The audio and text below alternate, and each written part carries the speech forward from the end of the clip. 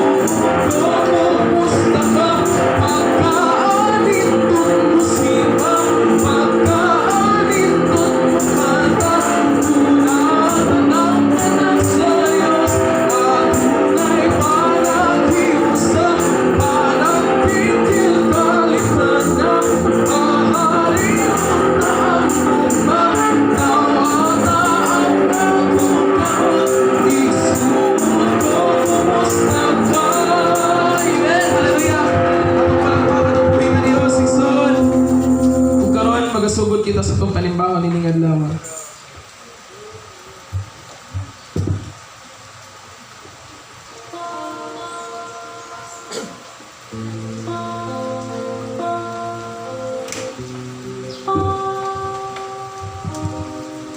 May buntag mga igsoon. Manindog ang Batagusa alang sa pagsugod sa itong palimbawa ni Gabuntag na. Napanalanginan bakit ang mga igsoon sa atong Sunday School kanang buntaga? Amen. Amen. Dalay ko atong buhay Diyos. Sa kanunay, ang atong Sunday School teacher nagatudlo ka nato sa maayong pagtudlo. Kita makakatong ngayon. Nakainumdum ka nato sa angay nagbuhaton sa pagpasal ng atong buhay Diyos. Mga igsoon, alang sa pagsugod atong awiton ang Basta Ikaw. Ikaw ang akong lisanigan.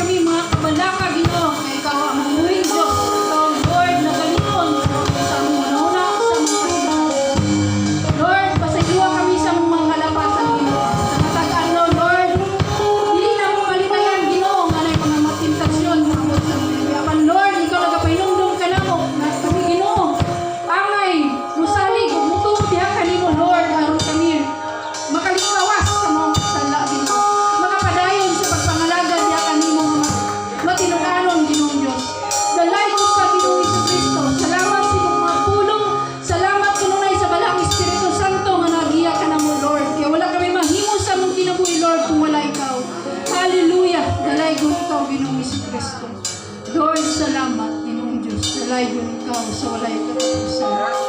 Ug akong gihangyo si Pastor Samuel sa pag-abli sa mga pag-ampo.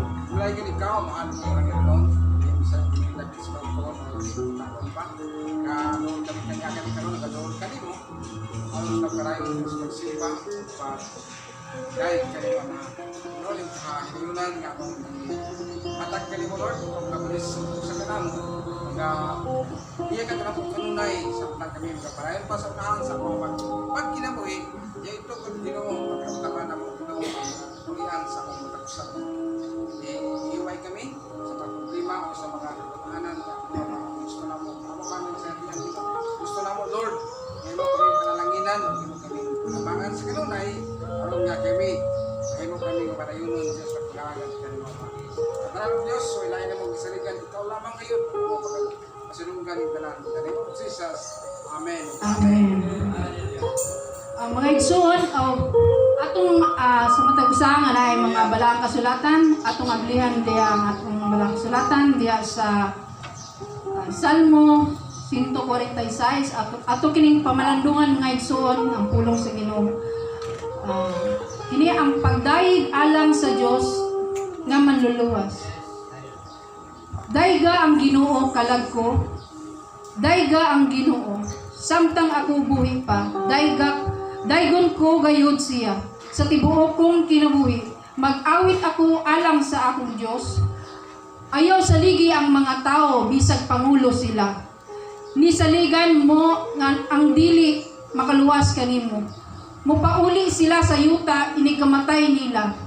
Ni anang adlaw matapos ang tanan nilang mga laraw. Bulahan ang tao nga sa iyang mga kinahanglan, nagsalig sa Diyos ni Jacob. Aron tabangan sa Ginoo ang nga iyang Dios nga maoy nagbuhat sa langit ug sa yuta, sa dagat ug sa tanan nga anaa niini.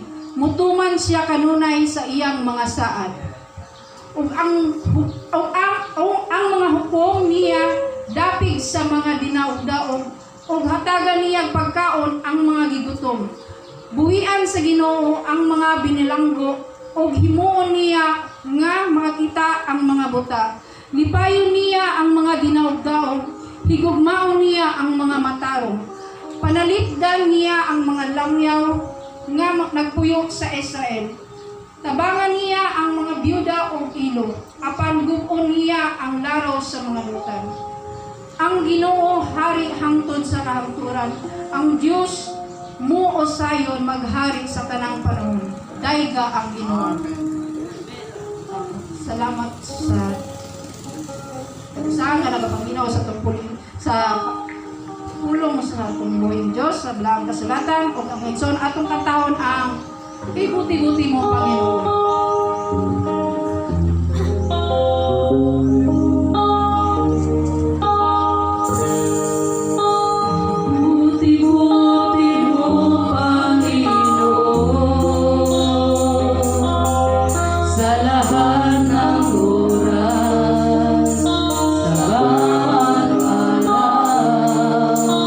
Ika'y laging tapat kong magmahal.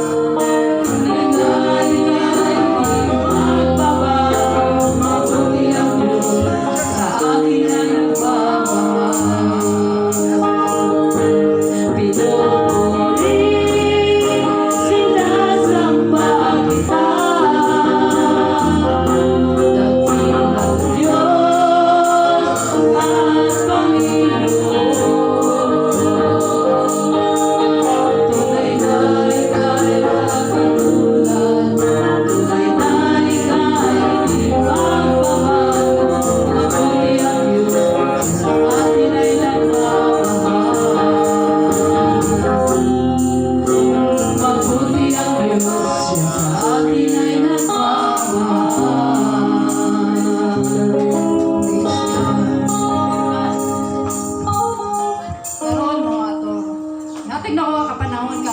Brother